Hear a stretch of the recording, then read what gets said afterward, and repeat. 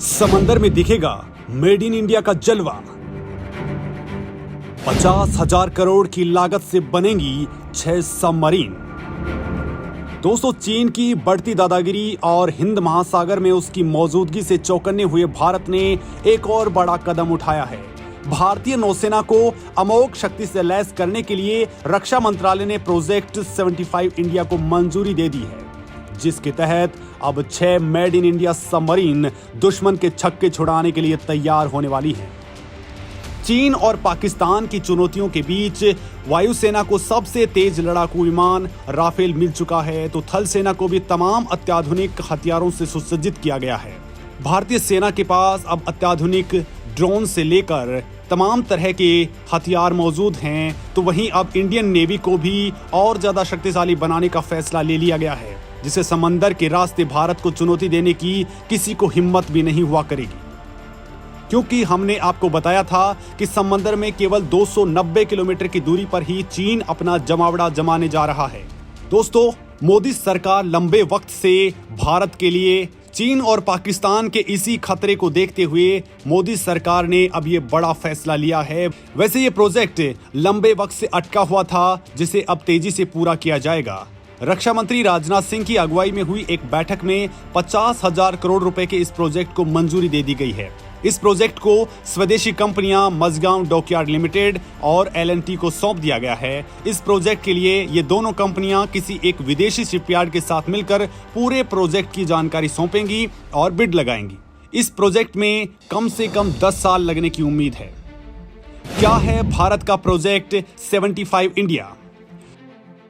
दोस्तों, समुद्री इलाकों में अपनी ताकत को बढ़ाने के लिए भारतीय नेवी ने इस प्रोजेक्ट की शुरुआत की है। इसके अंतर्गत 6 बड़ी पनडुब्बियां बनाई जानी हैं, जो डीजल इलेक्ट्रिक बेस्ड होंगी।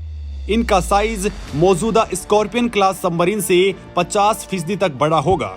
इंडियन नेवी द्वारा सबमरीन को लेकर जो डिमांड्स रखी गई हैं, उसमें वो हेवी ड्यूटी फायर पावर की सुविधा चाहती है, ताकि एंटी शिप क्रूज मिसाइल के साथ साथ 12 लैंड अटैक क्रूज मिसाइल को भी तैनात किया जा सके। इसके अलावा नेवी की डिमांड है कि सबमरीन 18 हैवीवेट टॉर्पीडोज को ले जाने में सक्षम हो।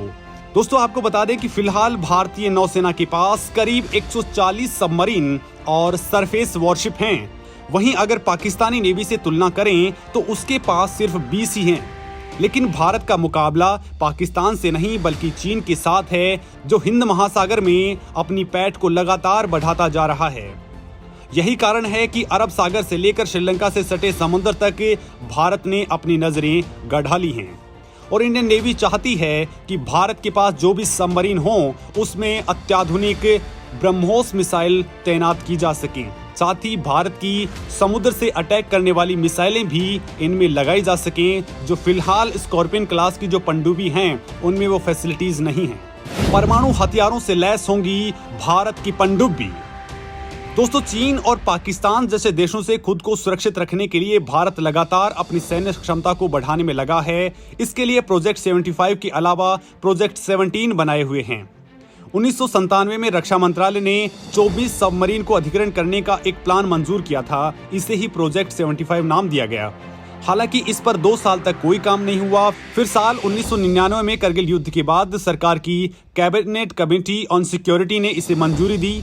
जुलाई 1999 में अटल बिहारी वाजपेयी सरकार ने 30 साल पुरानी पनडुब्बी योजना को मंजूरी दी थी।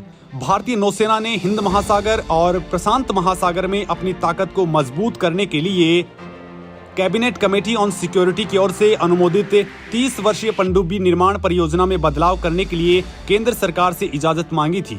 इसके एवज में वो ये पारंपरिक परमाणु संचालित प्लेटफॉर्म से लैस ये 6 पनडुब्बी चाहती थी। दोस्तों, भारत के पास फिलहाल अभी 12 पुरानी पारंपरिक हमलावर पनडुब्बियां और 3 नई कलवरी क्लास की पनडुब्बियां हैं। लेकिन नौसेना की ताकत को और बढ़ाने की दरकार है। फिलहाल भारत के पास में 2 परमाणु पनडुब्बियां भी हैं, लेकिन उसके साथ ही ये डीजल क्लास की पनडुब्बियों की ताकत बढ़ाने की जरूरत थी, जो अब इस प्रोजेक्ट के तहत पूरी होने वाली है।